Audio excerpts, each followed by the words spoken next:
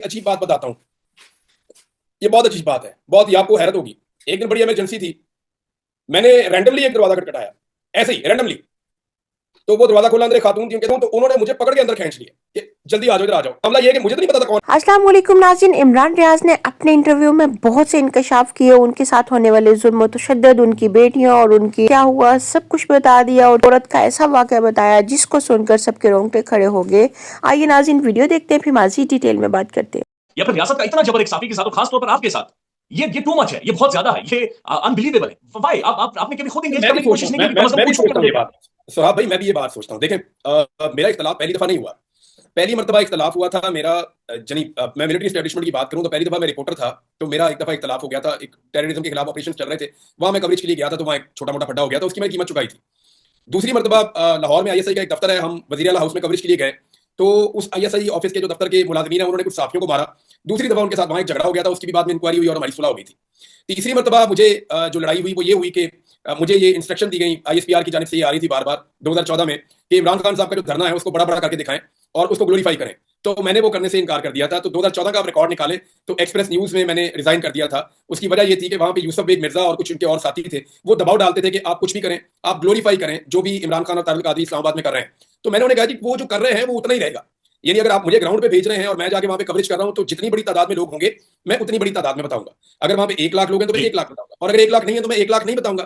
तो इनकी जिद थी कि उसको ग्लोरीफाई किया जाए, तो मैंने उससे इनकार किया। फिर मुझे एक्सप्रेस न्यूज से इन्होंने ऑफ एयर कर दिया। जब ऑफ एयर किया तो मैंने रिजाइन दे दिया, मैं फिर दुनिया टीवी में चला गया। बाद में सुल्तान लखानी साहब को एहसास हुआ, उन्होंने वो सारे बंदे निकाल दिए नौकरी से और मुझे वापस बुलवा लिया, मैं वापस एक्सप्रेस न्यूज में आ गया। लेकिन मैं आपको ये बता देता हूँ कि मुझे आज से चंद माह पहले कुछ सहाफियों ने सबसे पहले ये बताया था कि Imran you have to be very careful. तो मैंने उनसे कहा जी कि क्यों, क्या कोई रीजन हो गया? उन्होंने कहा जी कि जिन लोगों ने आपको पहले गायब किया था, उठाया था, आपके साथ जुल्म और ज्यादती की थी, वो लोग अब ये कह रहे हैं कि क्योंकि हमारी तवक्कुआत पूरी नहीं हुई और ये आदमी वापस से अपना काम उसी तरह कर रहा है और इसका इम्पैक्ट हमें परेशान कर रहा है, तो फिर अब इसके लिए जो है वो आखिरी हल यही है कि अब इसको एलिमिनेट किया जाएगा।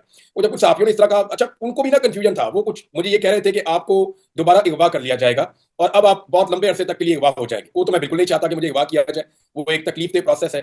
यानी मुझे अपने जब मैं अगवा था, मुझे जबरी तौर पर लापता किया गया था, उस बीच में मैं कभी कभी ये सोचता था कि अरशद शरीफ शहीद जो है वो मेरे से बहुत बेहतर रह गए हैं।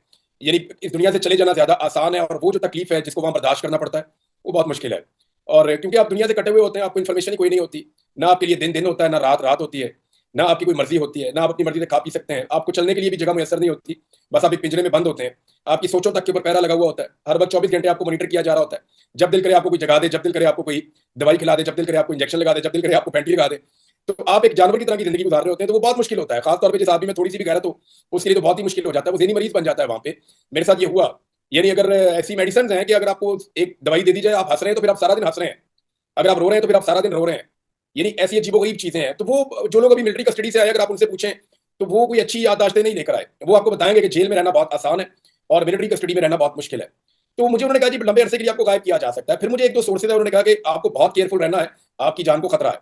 दूसरा, जब मुझे छोड़ा गया था तो मुझे जिस आदमी ने छोड़ा था उसने कहा था कि अब तुम्हारा आखिरी हाल यही है कि अगर अब भी तुम जाओ और जाके हमारी मर्जी के मुताबिक ना चलो तो हमारे पास फिर कोई और रास्ता नहीं होगा, तुम्हें मारना ही फिर मसले का हल होगा। ये मुझे उस ऑफिसर ने कहा था जिसने मुझे छोड़ा था। उसने कहा या तो तुम्हें हम यहाँ लेकर आएंगे वापस, तो मैंने कहा इससे अच्छी तो मौत है। उसने कहा तो वो ख्वाहिश भी पूरी हो जाएगी, ये उसका जुमला था। और उसने मुझे ये भी कहा कि फिर इसके अलावा हल भी कोई नहीं है। तो मैं अपना काम कर रहा था। देखिए मैं 5 महीने तक काम नहीं कर पाया ना, मैं, आपने मेरी हालत देखी है, मैं नहीं कर पा रहा था। उसके बाद फिर मैंने शुरू कर दिया। अब जब मैं काम शुरू किया तो मुझे दोबारा धमकियां आना शुरू हो गई। पहले मुझे लालच देने की कोशिश की कि इमरान रियाज को खरीद लेते हैं, मुख्तलिफ सोर्सेज से लोग भी मेरे पास आए, ऑफर्स लेकर आए, तो मैंने उन्हें इनकार किया। मैंने कहा जी मैं अपना काम करना चाहता हूँ और मैंने इस दिन का इंतजार किया कि मैं ठीक हो जाऊं। तो मेरे अल्लाह ने मुझे सेहत दी है, तो ये जो मेरी फॉलोइंग है या जो मेरी जबान है या अल्लाह ताला ने मुझे जो काबिलियत दी है, इसका मैंने जाके हिसाब भी तो देना है। तो मैं अपना काम करूंगा और मैंने अपना काम शुरू किया। उसका नतीजा आपने देखा, मुझे दोबारा घर से गिरफ्तार कर दिया गया। मेरे पे और मेरे वालिद पे और मेरे भाइयों पे भी मुकदमात बना दिए गए। अब वो लोग पाकिस्तान में है ही नहीं, वो बेचारे चले गए उस वक्त और उन्हें जाना पड़ गया क्योंकि हमें समझ आ गई थी कि अब ये रियासत का इसका निजाम किसी को भी नहीं छोड़ेगा। और सबको इस बात की भी समझ आ गई थी कि मेरे बारे में भी उनको आइडिया था कि ये जब तक बोलता रहेगा तब तक खुश रहेगा और जब इसको हम रोक लेंगे इसके काम से तो ये यानी मुतमईन नहीं रहेगा। मेरे कुछ सोर्सेज ने बताया कि आपको ज्यादा केयरफुल रहना, आपके ऊपर अटैक हो सकता है। तो मैंने उसको ना फॉर ग्रांटेड लिया उस वक्त। फिर मेरी एक गाड़ी है, उसके साथ एक डिवाइस मिली हमें लगी हुई, क्योंकि गाड़ी उठवाई हमने, उठवा के उसको हम दिलवा रहे थे। तो मेरे साथ जो एक मेरे स्टाफ का लड़का, उसको एक डिवाइस मिली गाड़ी के साथ लगी हुई, वो हमने दरिया स्वात में फेंकी।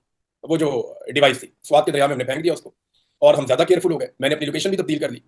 उस वक्त मुझे एक दिन फोन आया, उन्होंने कहा इमरान साहब आप जहां पे भी ना, यहाँ से आप फौरन निकल जाए। मैं ये बात सुन के उस बंदे की थोड़ा सा यानी मैंने उसे कहा, मैंने कहा आप मुझे बताओ मैं कहाँ हूँ। जर्नलिस्ट है ना, हमें आदत है सवाल करने की। मैंने कहा तुम बताओ मैं किधर हूँ।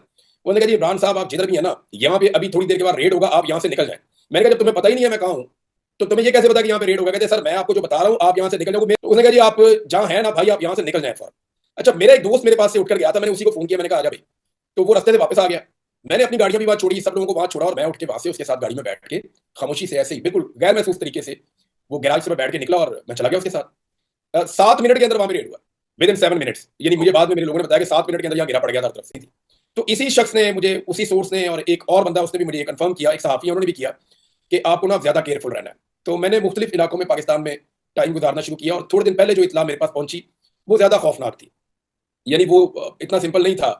यानी मुझे जिस हालत में जिस जगह में मौजूद था उस जगह से दूसरे पॉइंट तक जब मैं गया हूँ, तो मैं जिस तरह गया हूँ वो आप ये समझ लें कि यानी इस हालत में निकला हूँ कि मैं कोई चीज़ भी अपनी नहीं उठा सका, अपना सामान भी मैं नहीं ले सका। मुझे खतरा था कि अगर इस पॉइंट तक कोई पहुंच गया तो वो दूसरे पॉइंट पे भी आ जाएगा और मुमकिन है मेरे सर पे कोई पहुंच जाए। तो मुझे जो इन्फॉर्मेशन आई वो ये है कि तुझे अब उठाने का प्लान नहीं है और तेरे ऊपर अटैक हो सकता है, तेरे ऊपर हमला हो सकता है, मारा जा सकता है। और उसकी जो तफसीलात है वो बड़ी घिनौनी है और बहुत अजीब चीज़ें हैं जिनको मुझे ऐसा लगता है कि मुझे डिस्कस करते हुए भी बुरा लगता है। 25 करोड़ पाकिस्तानी आवाम के, ये हर बंदा जिसका दिमाग काम करता है या रोटी खाता है वो कम से कम यही सवाल पूछ रहा है आखिर मसला क्या है। इमरान साहब अब आपका फ्यूचर क्या है फिर? अब आपका, आपकी फैमिली को, मुझे पता है कि आपकी बच्चियां बहुत ज्यादा सहमी हुई हैं, डरी हुई हैं, मुल्क से बाहर आपकी सारी फैमिली चली गई, आपके वालिद साहब उम्र के उस हिस्से में है कि उन्हें मुल्क से बाहर जाना पड़ा। So what's the future? अब मुस्तकबिल क्या है, आप कैसे देखते हैं फिर इन चीजों? देखिए मेरा मुस्तकबिल पाकिस्तान के साथ है। जी पाकिस्तान ठीक है तो मेरा मुस्तकबिल ठीक है, पाकिस्तान ठीक नहीं है तो मेरा मुस्तकबिल ठीक नहीं है। मेरा तो बड़ा सिंपल ये है कि ये मुल्क ठीक हो जाएगा तो हमारा मुस्तकबिल भी ठीक हो जाएगा, ये मुल्क ठीक नहीं होगा तो हमारे मुस्तकबिल का अल्लाह हाफिज है। दूसरी एक चीज मैं आपको बताऊं, मेरा ये ईमान है कि मैं अपने बच्चों को एक वक्त का एक लुकमा या एक रोटी भी नहीं दे सकता, वो मेरा रब देता है। मैं उन्हें नहीं पाल सकता, मेरा रब पालता है। मैं उनकी तरबियत करने की कोशिश ही कर सकता हूँ, उन्हें मेरा रब समझाएगा, उनको मेरा रब पालेगा, उनकी मेरा रब तरबियत करेगा। वो ज्यादा बेहतर जानता है कि किसको किस हालात में किस तरह उसने रखना है। मुश्किल हालात इंसान को सिखाते हैं। हाँ वालिद के बारे में मुझे अपने वालिद के बारे में अफसोस होता है कि ये उनकी आराम करने की उम्र है, ये उनकी उम्र है कि वो रिलैक्स करें। सारी जिंदगी उन्होंने बड़ी मेहनत की है अपने बच्चों को पालने के लिए, सर्वाइवल के लिए। उनको बहुत लैंडलॉर्ड लोग नहीं थे, लेकिन उन्होंने बड़ी लंबी स्ट्रगल में अपनी जिंदगी गुजारी है मेरे फादर ने। तो मैं चाहता था कि वो इसमें आराम करें, लेकिन उनके लिए बड़ी रिस्पॉन्सिबिलिटीज हैं, नई जिम्मेदारियां हैं। वही अब मेरी पूरी फैमिली को सपोर्ट कर रहे हैं। खुद वो पाकिस्तान में नहीं है, कारोबार उनके बंद हो गए हैं, बाहर अब उन्होंने नया काम भी शुरू किया है। वो बाहर बिजनेस भी कर रहे हैं, बच्चों को भी देख रहे हैं, मेरे बच्चों को देख रहे हैं, अपने बच्चों को भी देख रहे हैं। फिर घर बंद पड़ा है, सारी चीजें बंद पड़ी हैं, उनको मैनेज भी करनी है। फिर वो मेरे साथ भी रास्ते में रहते हैं, मेरी खैरियत की भी उनको फिक्र होती है। तो मैंने उनके लिए कोई अच्छे हालात नहीं छोड़े। यानी मैं बात अपने आप को इसमें ब्लेम भी करता हूँ, लेकिन मेरे पास जो आपने सवाल पूछा उसका जवाब कोई नहीं है। मैं कोशिश ही कर सकता हूँ ना कि मेरे बच्चे जहाँ पे भी रहें, स्कूल में जाएं, जहाँ पे भी रहें, जो है वो नॉर्मल लाइफ गुजारने की कोशिश करें। और उसमें मेरी वालदैन का, मेरी बेगम का, इनका बड़ा रोल है। वो कोशिश करते हैं बच्चों को मैनेज करने की और चीज़ों को मैनेज करने की। उम्मीद है अल्लाह ताला कोई बेहतर रास्ता निकालेगा। 25 करोड़ पाकिस्तानी आवाम के, ये हर बंदा जिसका दिमाग काम करता है या रोटी खाता है वो कम से कम यही सवाल पूछ रहा है आखिर मसला क्या है। इमरान जी तो नाज़रीन, ये थी आज की वीडियो। उम्मीद करती हूँ आप लोगों को वीडियो अच्छी लगी होगी। वीडियो के बारे में अपनी राय जरूर दीजिएगा। मिलते हैं अगली वीडियो में।